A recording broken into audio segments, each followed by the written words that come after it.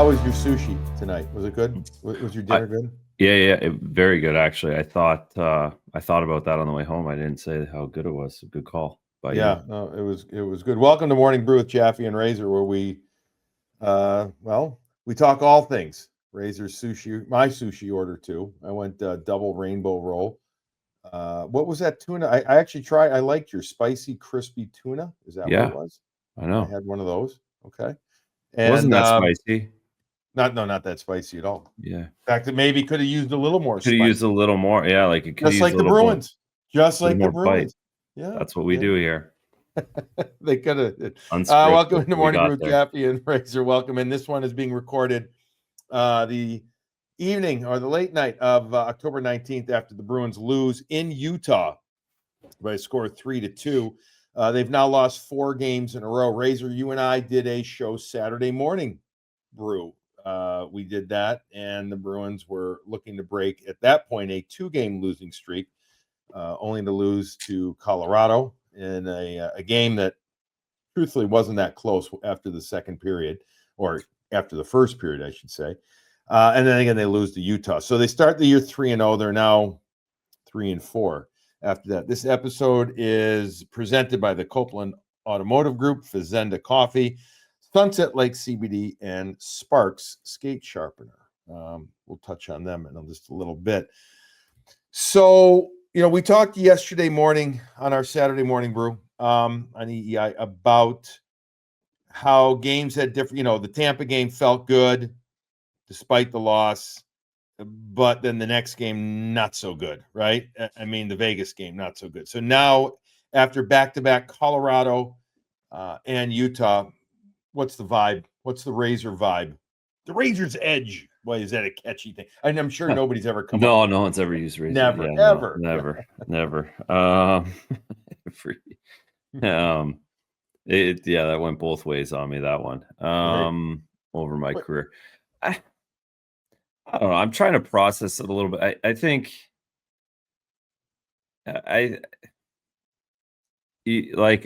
there's no chance of beating Colorado in Vegas, right? Like I think we're just at that point. And that's kind of frustrating to say or talk about. But if they played them in a 7-game series, they're not beating them. Like that's not. And as they constructed, know. no, it'd probably be over down, in 4 or 5. That's like how it would be. Deep down, Sturm knows it. Everybody knows it. So it's almost like you kind of have to those were just losses. And a lot of teams are going to lose when they play Vegas and Colorado over a 2-day stretch on the road. Like they just will. So let's take the Utah game. And if they had a 1, you'd feel unbelievable about the trip. The fact that they lost doesn't necessarily mean I feel extremely horrible about the trip. It's just a little more like just get a point out of tonight. I think if they had just lost in overtime, I would actually be not ecstatic, but I'd be really bullish. Mm-hmm. This just a little disappointment that they didn't pull it out today. But all of that said, it's like the right effort was made today. If I throw out the Vegas game, I throw out the Colorado game, I can tell myself they've done pretty well against the teams that I expect them to play with in this league.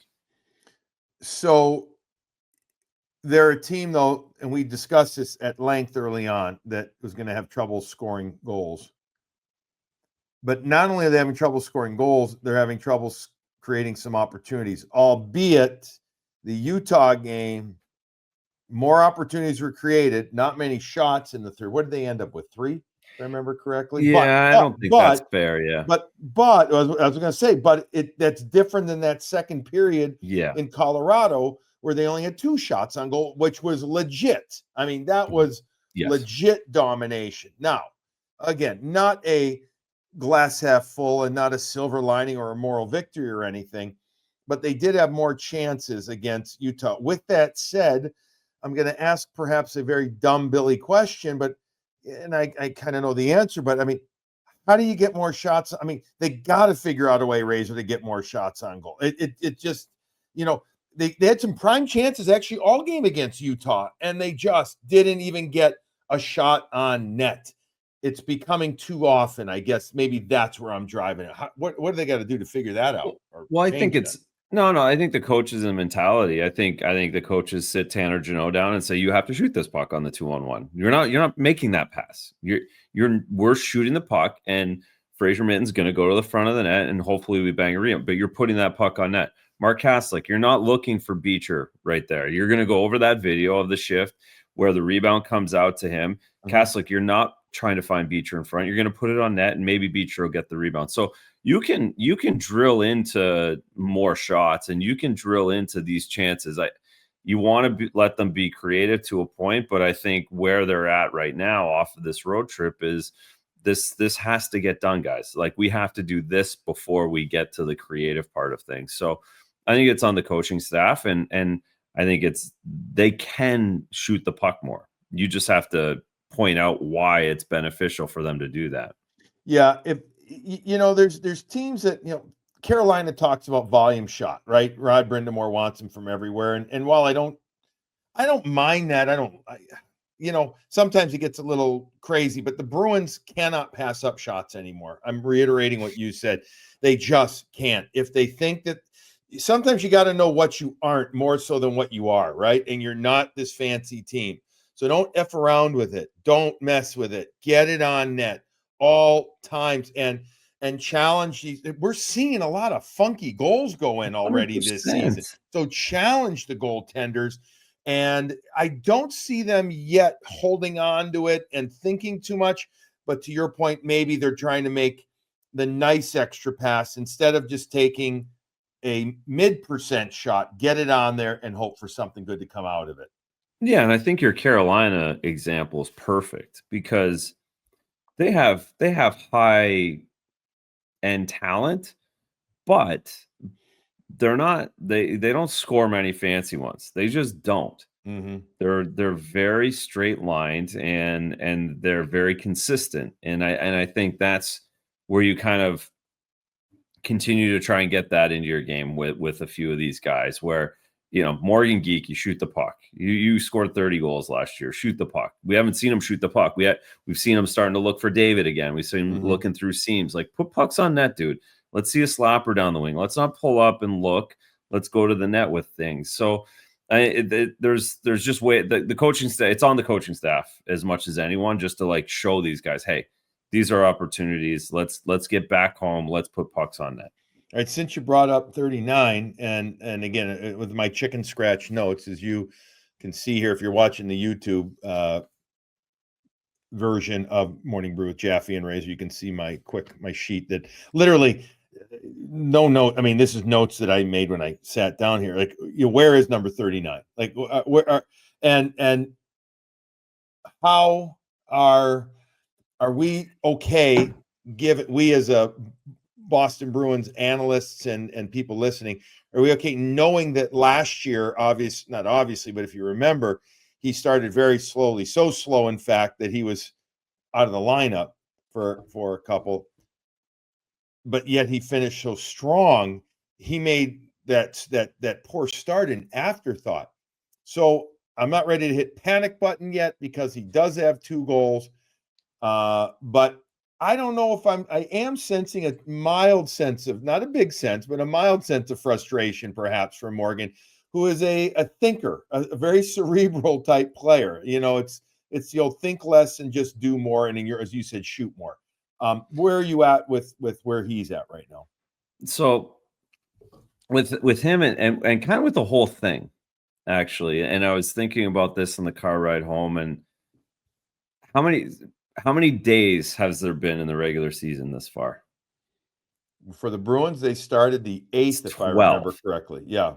12 days. Mm-hmm. I know. You know what I mean? And that's where I'm at. Like, that's what I was thinking about. It's like the fact that they're playing so many games this month has skewed everything. Mm-hmm. I think, like, as all the guys you talk to around the league, the guys I talk to around the league, the narratives of different places and things, it's really been skewed because guys would go, like, to go 12 days into the regular season, like, you're really grinding just to just to get your feet underneath you and get the travel back in your body Right. and get You've the got hotel. they've got 7 games, sorry to interrupt, under their belt. Usually in a normal season, they'd have 5 at most. They'd have 5. They'd have 4 or 5 games played.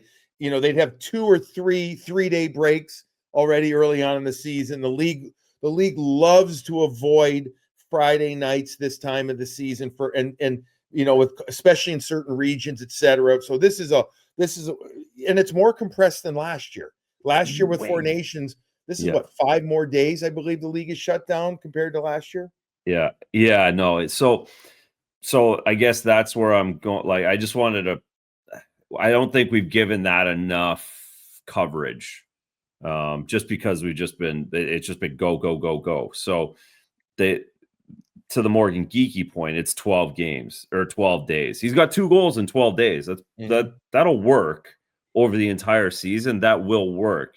It hasn't been easy. It hasn't been fluid. Pucks have been bouncing off of sticks. A couple, like and then the opposite side of it, I think we all know, like, there are some plays that those guys made at the end of last season that aren't going to get made anymore because there's going to be sticks in lane. There's going to be seam passes taken away. They're very, the rest of the league watches too.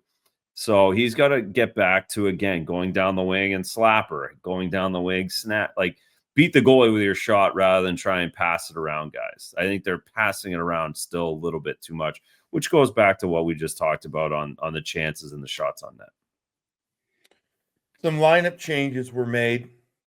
Actually, the last couple of games, that's what a loss will do. We've always said, a loss allows the coaches to do certain things, whether it's X amount of video or change the lineup. But the biggest changes came after that Colorado game on Saturday for Sunday. And I don't think first of all, I wasn't surprised by it, nothing bigger than taking Casey Middlestat out of the lineup and putting Pavel Zacha to the second line center spot.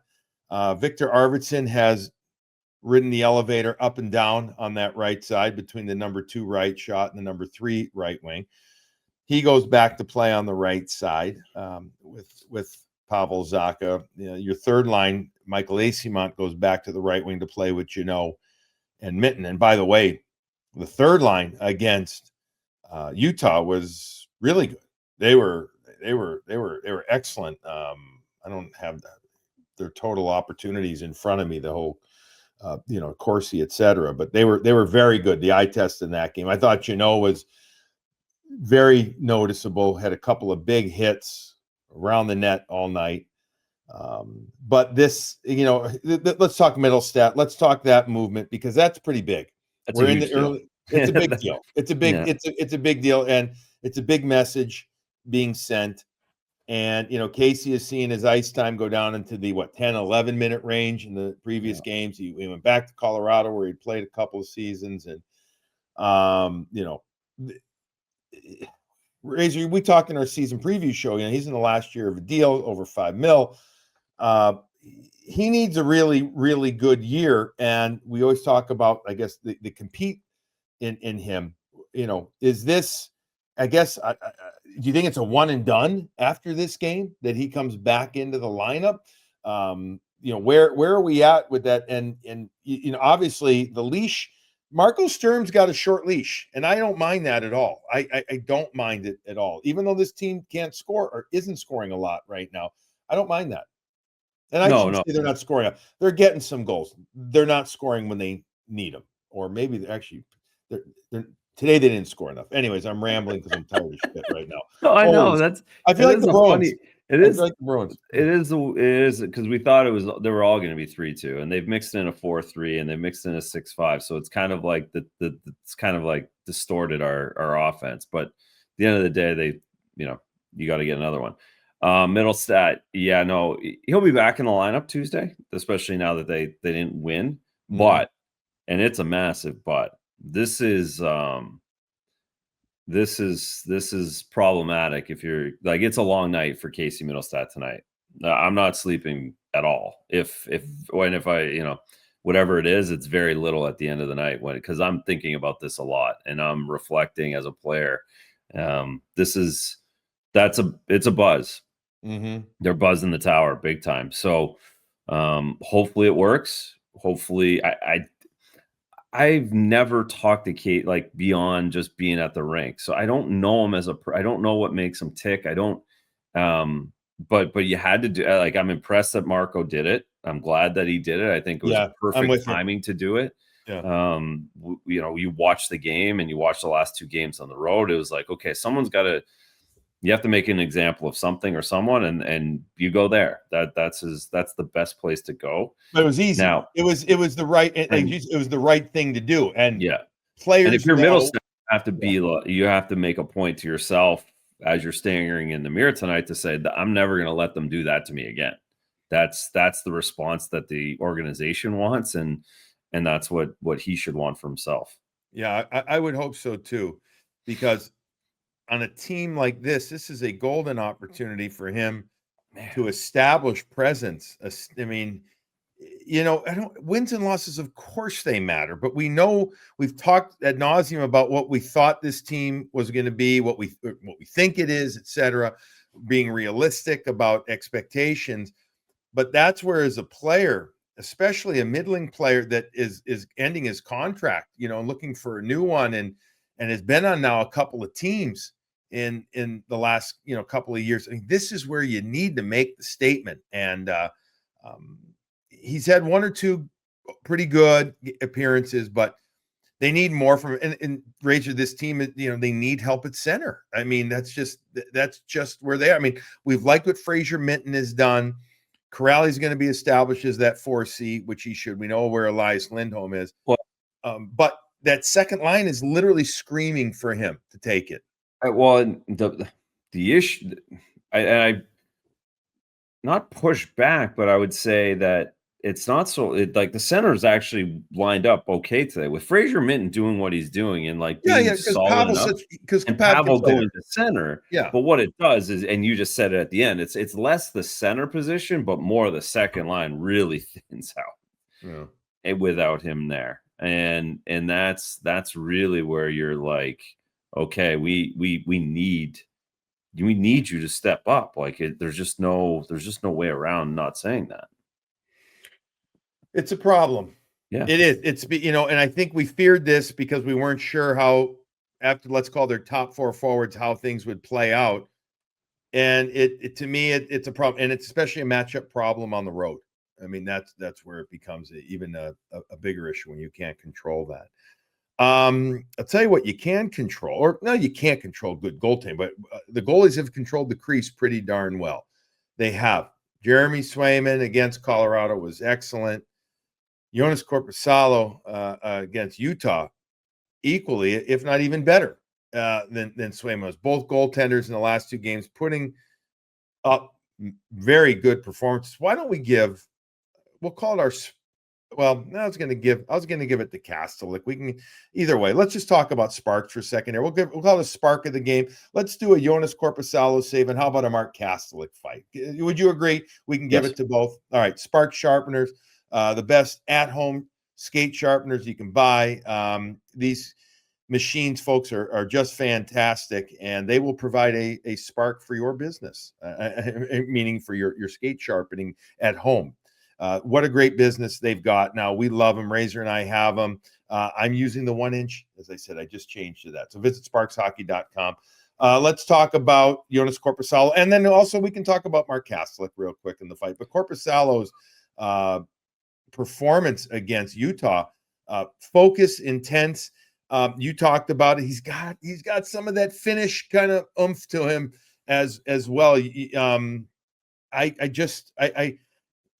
don't think you can ask anymore. And that third goal, even the Gunther goal, there's nothing he could do on that goal with how quick that shot release was. No, he worked. He got a piece. Just found a way through him. Love his investment.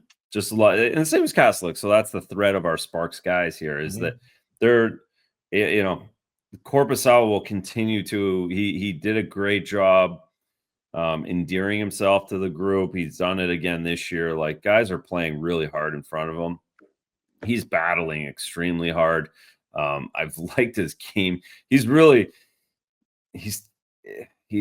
I I don't want to say it because at some point you can't keep taking bat beats, but he's taken a bunch in the last 3 months of last season and the first 3 games of this season. Like, really, I feel like he's deserved better um, in these results, and deserved like a nice 4-0 cushion in one of these games where he just gets the like. I'd really like to see him in a situation where he gets to just control the game himself rather than having to chase. But he's battled, he's worked real hard, made a bunch of saves tonight, and really gave them a chance to win.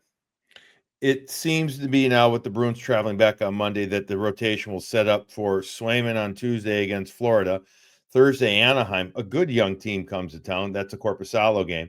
And then Saturday, what is it, a 3 o'clock, I believe, a 3 o'clock tilt at the Garden against Colorado. That sets up for Swayman again. So that and then makes there's a back-to-back. Is that right? Like Monday, Tuesday. So then you get them again. Yes, you have one on the road in Ottawa, and then you're back home against somebody. Is it the New York? Is it the Islanders? So you probably have Swayman. So you probably rotate, like you just said. You probably go. I don't know how you don't. Yeah. I don't know how you don't. So let's mention our sponsors here, and then after that, we're going to talk Little Hampus Lindholm. We're going to talk some power play and penalty kill. PK continues to shine. Power play, okay. Then we'll talk some Brad Marchand because Florida is coming to town on Tuesday. But let's talk about Copeland Automotive Group. As we welcomed them last show to Morning Brew with Jaffe and Razor, we are thrilled to have the Copeland Automotive Group. 5 dealerships now for Copey. You can count on Copeland. You can count on Todd Copeland. And I tell you what, as a defenseman, you could count on him. Even in practice, he gave me a couple of 2-handers many times at Michigan. Trust me, he was an equal opportunity disher outer of it. He now's got 5 dealerships: Toyota in Brockton, Chevrolet in Brockton, Hyannis in Hudson, and Subaru in Hyannis. So if you're looking for a Toyota, a Chevrolet, a Subaru, Copeland Automotive Group has got you covered. Check on countoncopeland.com. You'll love it. You'll love their customer service. You'll love their way about them. And if you run into Todd Copeland, a.k.a. Copey, tell him the guys from Morning Brew with Jaffe and Razor sent you. And he's always got a good laugh. He's always having a good time. And you can ask him about Razor and the Prius or the top. Razor, I kind of heard something about a little Prius incident recently with you. Jesus Christ. You know how many tires I've gone through on this go-kart in like the last 4 months? And it happened again. Curves come quickly. Oh, yeah. The rumor mill in the hockey world, no kidding. Yeah, so I smashed my tire on the curb out front of the rink on Wednesday night. It was literally so I've gone through all 4 tires have gone around the rotation of my car since middle of summer, like 5 months. 5 months I've gone through 4 tires, and they just keep getting rotated around. So yeah, the guys just bought I bought 4 extra just to have in the back, so I could just show up like a pit crew. All right, well you can count on Copeland, and it sounds like you can count on Razor to blow out a tire in his Prius. Remember, go check out countoncopeland.com. You can count on Fazenda Coffee to bring you great coffee because they roast their own. They've got so many different brews and blends, whole bean, or they will also grind it for you. FazendaCoffee.com/Morning Brew. Go check it out. They have got the best coffee, folks. These are the type of places, whether it's wholesale or retail or just for your home, you can find them in supermarkets. Whole Foods has got a great variety of Fazenda coffee. Go check out FazendaCoffee.com/Morning Brew. They got some hats and clean canteen mugs left. And lastly, let's talk about Sunset Lake CBD, our friends up in Vermont, Razor. I cannot wait for a few minutes from now to take a little bit of the tincture of the Good Night. It's either a Good Night gummy or the Good Night tincture. I take a little bit. I might take a lot more tonight because I think tomorrow morning I can actually sleep a little bit later. But those are phenomenal stuff. They've got the gummies. They've got the tinctures. They've got the hemp salve sticks. I'm picking up this one right here. They're great CBD. But the other thing they've got are the lifted teas. And they've got lifted teas in 2 flavors, the original iced tea and the mint green. These are a booze-free buzz. And who wouldn't like to just enjoy that? It It's natural. It's easy. It's great. And you feel good after it. I'm going to get the can back here, Razor, while you tell us about your favorite lifted tea. Yeah, I'm the original lifted tea. Tastes really good too. That's the key too. You little put in a glass of ice, tastes amazing, and it's a perfect little evening rather than going the other way. You just go there and you go right to sleep. Their stuff's awesome, and they're great guys. They're great people, and it's easy to get here around New England. Really easy to get. It is. Give it a try. Go to sunsetlakecbd.com. You can try lifted teas for 20% off. Use the code BREW20, BRU20. And again, sunsetlakecbd.com. And the other thing is the Brew 20 that will work on all of their CBD products for people and for pets. So thank you to Sunset Lake CBD, Cy and Rev and everybody up there. Great people. Thanks to all of our sponsors. We saw Hampus Lindholm play one game, did not play back-to-back. Colorado did not play in Utah. A little over 20 minutes against Colorado. Assuming as we, just a little bit precautionary, et cetera, obviously the injury not bad enough to keep him out more than a week, not good enough though that he could play back-to-back. I was hoping that he'd play back-to-back, given that, he helps set the D and at least into a better form, et cetera. But performance against Colorado was fine. It was solid, right? I mean, it was solid. It was. And I hadn't thought about it until right now, just because like the hockey player, the team, when you're around it, you just get the guy in when he's ready. And now I'm doing the fantasy football, armchair quarterback bullshit that doesn't really work in real life in sports, but I'll do it because it's kind of fun. Okay. That hindsight, they if he couldn't play back to back, they probably should have put him in the Utah game. Rather than let's see what happens in Colorado. Maybe we get lucky and then we need him in Utah. Well, that's our game. But again, I digress because that's not how that's not how they think in the NHL, folks. It's right. Different. Anyways, they miss him though. They missed him tonight. They miss again these one goal. They played 3 1-goal games without Hampus Lindholm, and they've lost them. And I really, at the bottom of my belly, I believe that he's worth a point or two in those games. I really do. I really think he makes that much of a difference. I thought he was solid in Colorado, and again, killed penalties and played over 20 minutes and just put everything in its place. Yeah, I mean,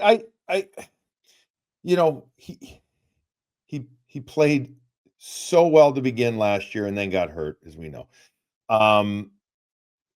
He can bring an element that other guys haven't. Is he the second coming of whatever? No, but he's not Cale Makar, but he's right. For this team.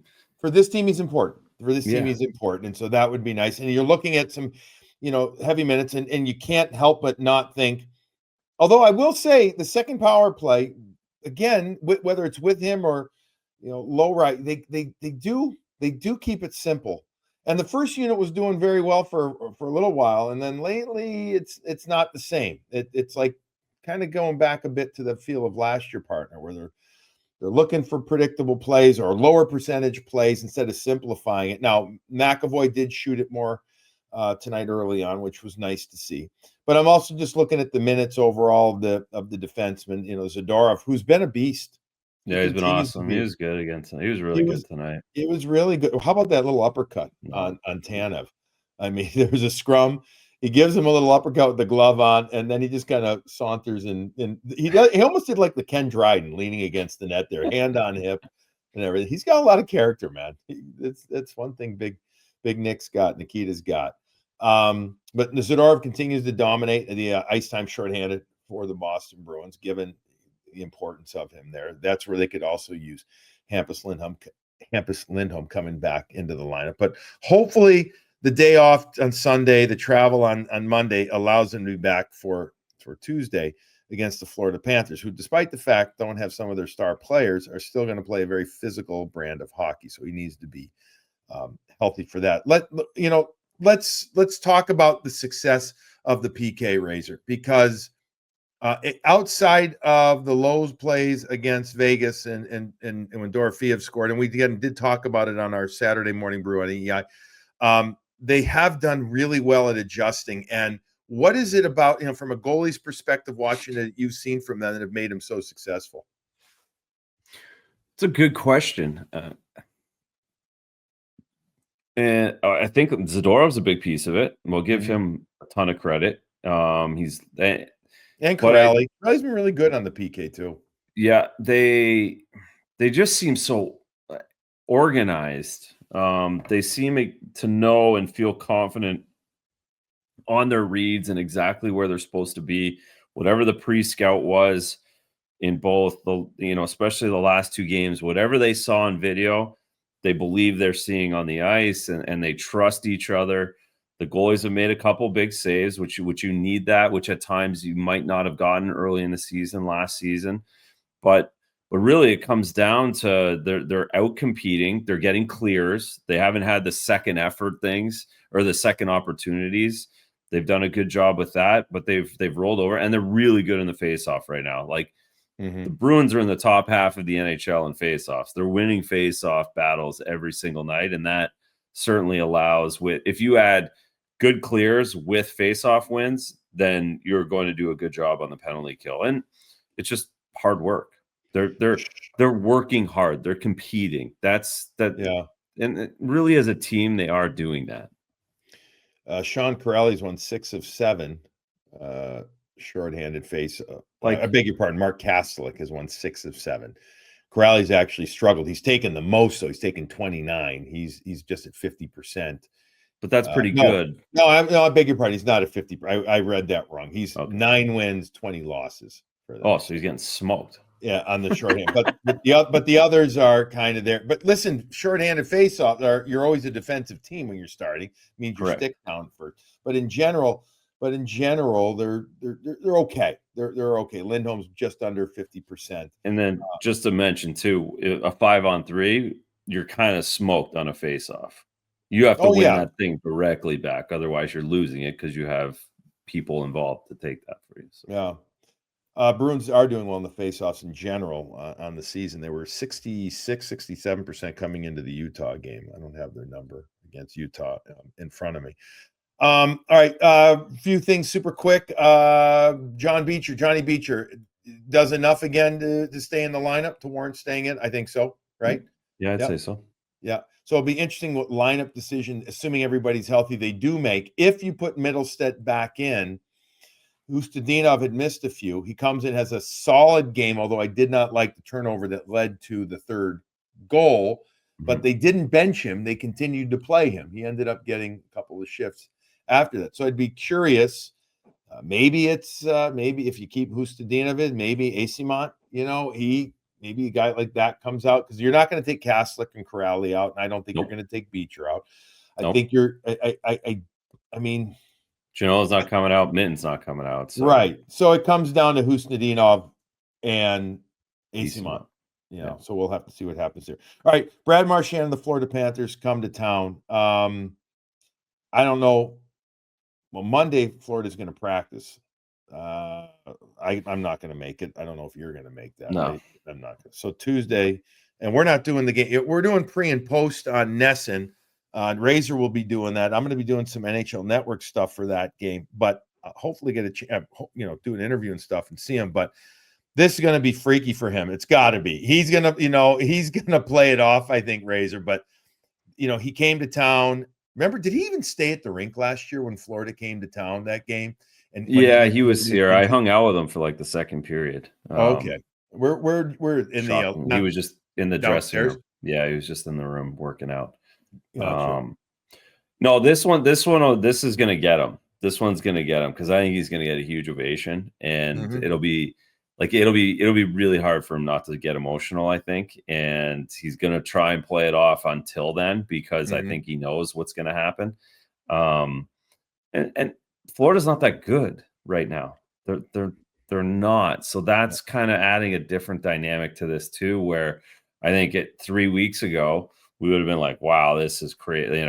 Like this could be a rout, and they're going to really, but they're not that team. They've got a bunch of injuries, and so this is the Brad. It's all about Brad, and it'll be fun to watch.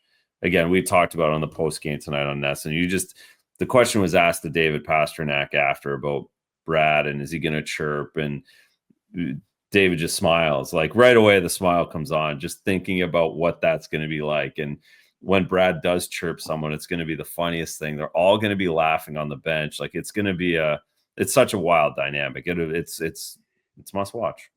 This will be must watch. Florida started the season 3-1, and then they've gone 0-4. They've been outscored 15-4 in that time. A couple of games haven't been close. They got shut out by Buffalo. I mean, seriously, if that doesn't drive you to drink, you know what I mean? Well, I don't know what does. Now, Florida's had a couple of days off in Boston. I'm assuming they had a good time.